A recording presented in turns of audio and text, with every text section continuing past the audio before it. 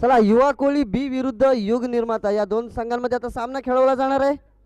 दोन्ही संघांच्या संघनायकांना नाणेफेकीसाठी यायचं आहे.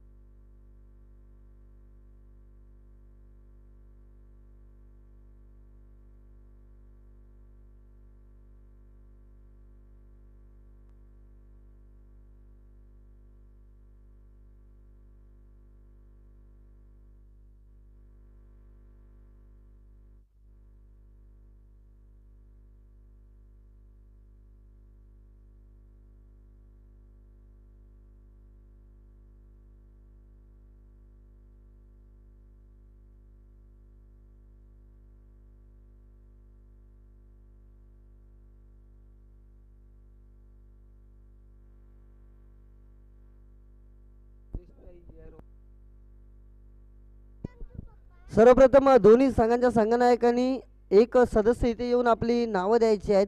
दोन्ही संघांच्या खेळाडूंची नावं द्यायची आहेत. युवा कोळी बी आणि युग निर्माता दोन्ही संघांच्या एका सदस्याने येऊन नावं द्यायची आहेत.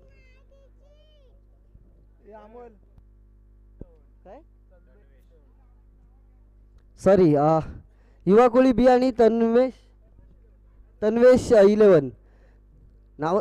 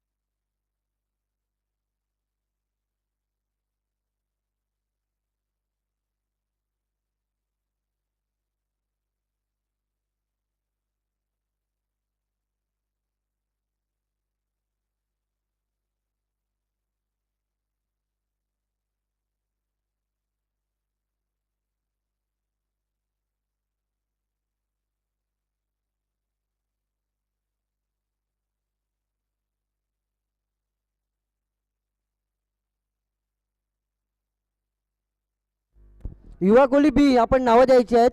या सामन्याचं नाणेफेक करतील विश्वदीप भुईनकर यांच्या शुभ हस्ते सामन्याचं नाणेफेक करण्यात येईल. युवा कोहली बी.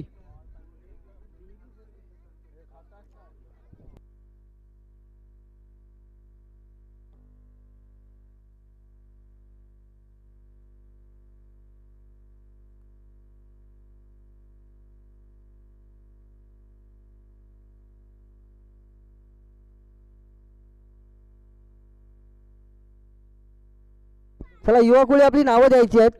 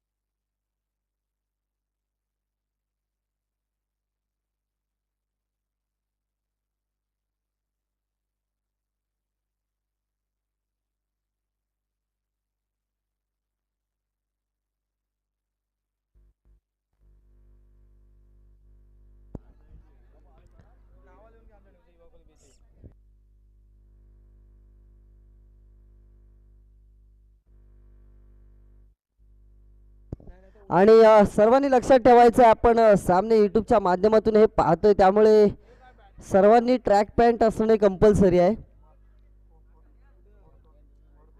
आपण ट्रॅक पॅन्टवरच खेळू शकता. युवा कोळी बी या संघाने नाणेफेकीचा कौल जिंकल्यानंतर प्रथम फलंदाजी करण्याचा निर्णय घेतलाय आणि आव्हान दिले ते म्हणजे तन्वेश 11 या संघाला क्षेत्ररक्षणासाठी.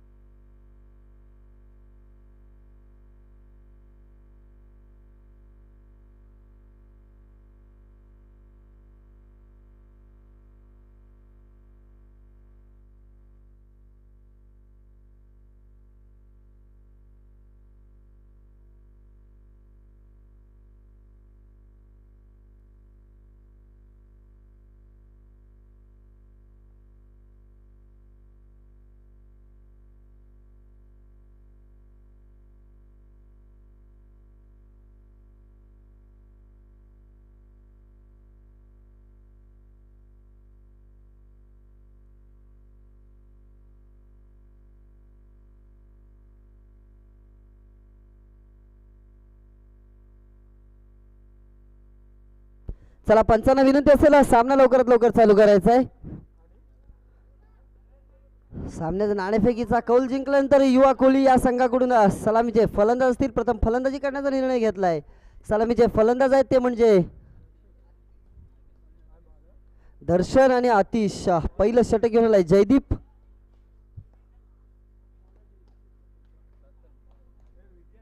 तन्वेश 11 या संघाकडनं एक धाव मिळते. एका धावेने श्री गणेशा केला जातोय आपल्या संघाचा. पुढचा चेंडू जयदीप याचा उजव्या हाताच्या बाजूने गोलंदाजी करतोय आणि हा मात्र निर्धाव चेंडू जातोय. चेंडू निर्धाव. पुढचा चेंडू मोठा फटका, चांगलं क्षेत्ररक्षण. उमेश याचं डिरेक्ट हिट आणि पंचांनी बोट उंचावलंय, म्हणजेच दर्शन याला माघारी परतावं लागेल. पहिला गडी बाद झालाय तो युवा कोहली या संघाचा. दर्शनची जागा सांभाळण्यासाठी आलाय तो दीपक.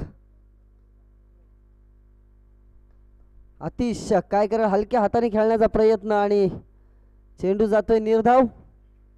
4 चेंडू आणि फक्त 1 धाव झालेली आहे. अजूनपर्यंत 2 चेंडूंचा खेळ बाकी. जयदीप याची चांगली गोलंदाजी पाहायला मिळाली आणि पुन्हा एकदा बोट उंचावतायत पंच, म्हणजेच दुसरा गडी धावबाद झालाय.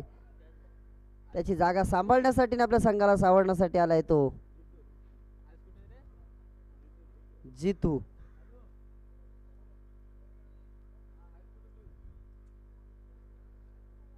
जितू मात्र दीपक काय करेल, चेंडू जातोय निर्धाव. पहिलं षटक संपलं. एक उत्कृष्टरित्या गोलंदाजी पाहायला मिळाली ती जयदीप यांच्याकडनं.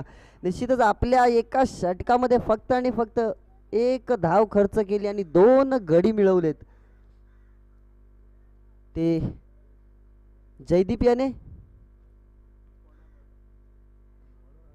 दुसरं षटक घेऊन आलाय अजय.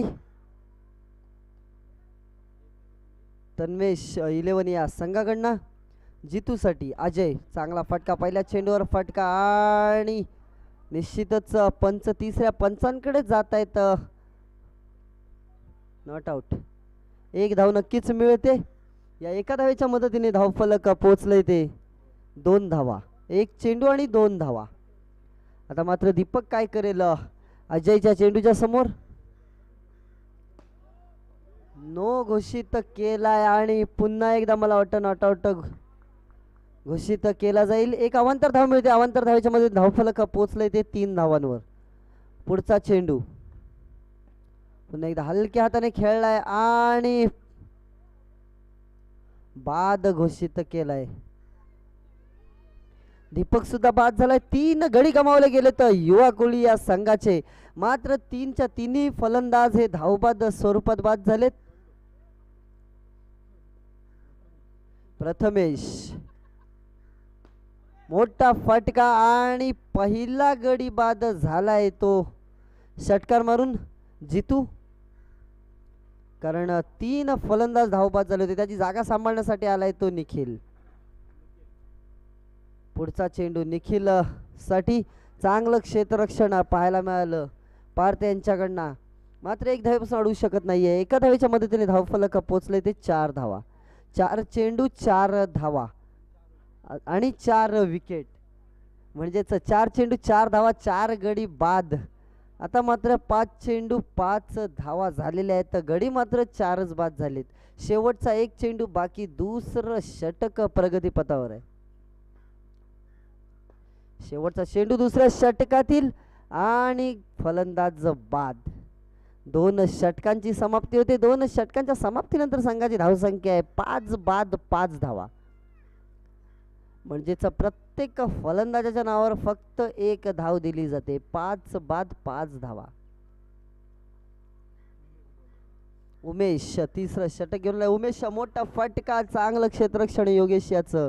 मात्र एक धावेपासून अडू शकत नाही. एका धावेच्या मदतीने धावफलक पोहोचले ते 6 धावांवर. मंथन मोठा फटका मंथन याचा. नो रन म्हणजे गडी बाद झालाय. आणि बाद होणारा गडी पंच कोण असेल? मंथन का प्रथमेश? बाद होणारा गडी कोण? परेश सर, मंथन का प्रथमेश? बाद कोण?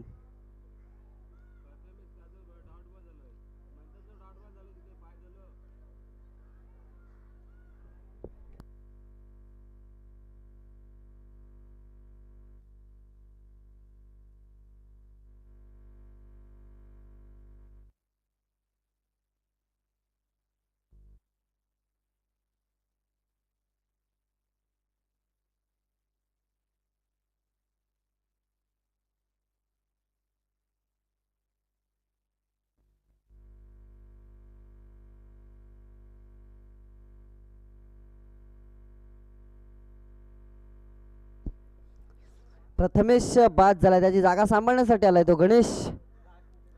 शेवटची जोडी मैदानात आपल्याला पाहायला मिळते. 6 धावा झालेल्या आहेत आणि 6 गडी बाद झालेत.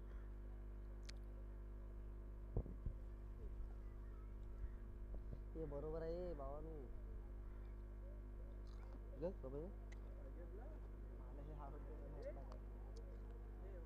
आपल्याला काय पण चालतं घे ना.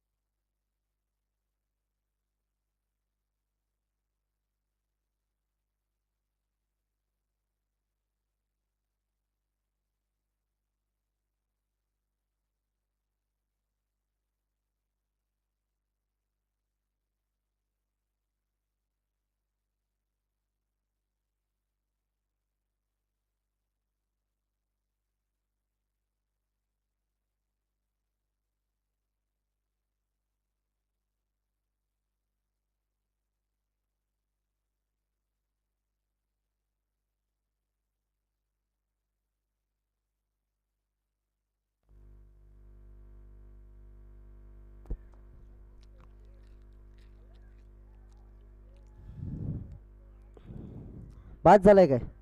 ओके, म्हणताना बाद झालाय. त्याची जागा सांभाळण्यासाठी आलाय तो गणेश. 6 धावा आणि 6 गडी बाद झालेत. शेवटची जोडी पुन्हा एकदा मैदानात. उमेश आणि आता मात्र संघ सर्व बाद झालाय. 7 धावांची गरज आहे ती तन्मेष 11 या संघाला.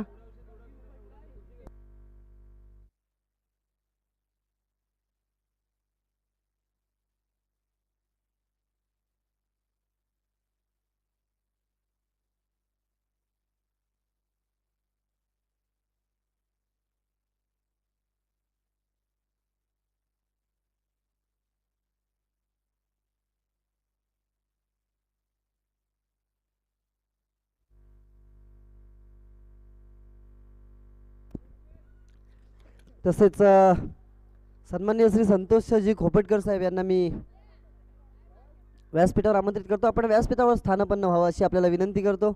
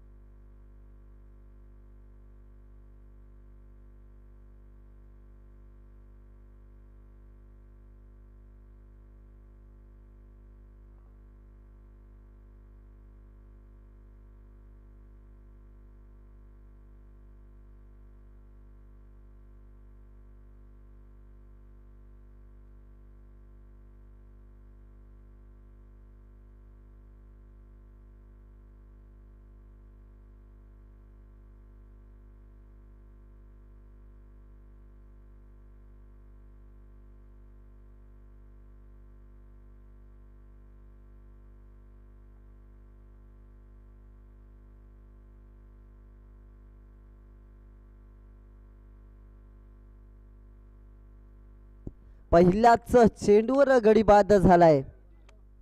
संतोषच्या रूपाने संतोष बाद झालाय. त्याची जागा सांभाळण्यासाठी आलाय तो उमेश. प्रथमेश याचा दुसरा चेंडू, उमेश साठी पहिला चेंडू. पहिला चेंडू फॉलो थ्रू मध्ये चांगलं क्षेत्ररक्षण.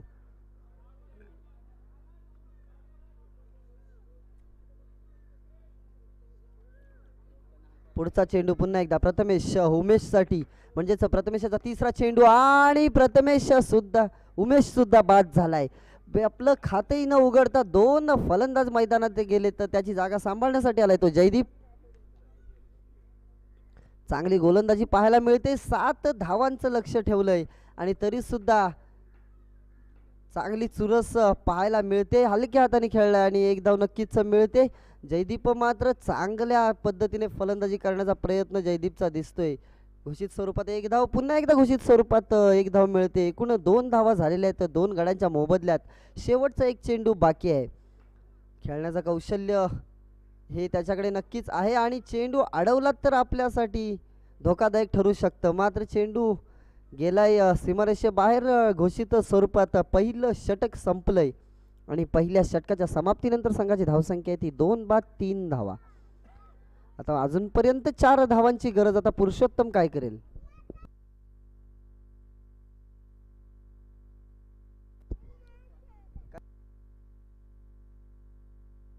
तसेच सन्मान्य श्री संतोषजी खोपटकर यांचा सत्कार साई यांच्या शुभ हस्ते करण्यात येत आहे.